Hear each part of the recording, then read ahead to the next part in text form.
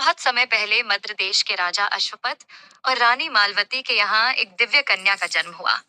उसका नाम रखा गया सावित्री। वह अत्यंत सुंदर, बुद्धिमान और धर्मपरायण थी। जब सावित्री विवाह योग्य हुई, तो राजा ने उसे स्वयंवर की अनुमति दी। कई राजकुमारों में से उसने चुना एक वनवासी, लेकिन तेजस्वी और सच्चरित्र युवक सत्यवान को।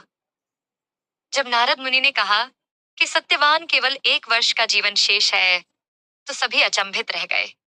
परंतु सावित्री ने कहा, मैंने जिसे मन से स्वीकार किया है, वही मेरा पति रहेगा, चाहे जीवन हो या मृत्यु। सावित्री सत्यवान से विवाह कर वन में रहने लगी। समय बीतता गया। जिस दिन सत्यवान की मृत्यु होनी थी, उस दिन सावित्री ने उपवास किया, ध्यान किया और अपने पति के साथ वन में गई। सत्यवान लकड़ी काट रहा था। तभी वह थक कर गिर पड़ा। सावित्री समझ गई, समय आ गया है। अचानक यमराज प्रकट हुए और सत्यवान की आत्मा को लेकर चल दिए।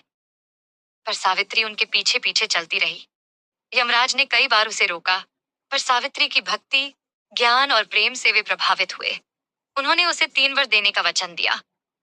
सावित्री ने पहला वर मांगा, मेरे ससुर को उनकी दृष्टि और राज्य वापस मिले।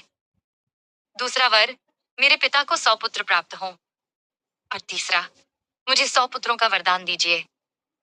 यमराज ने वर दे दिए, लेकिन जैसे ही तीसरे वर की बात पर आए, वे चौंक गए। यदि सावित्री के पति को जीवन नहीं मिलेगा, तो वह 100 पुत्रों को कैसे जन्म देगी।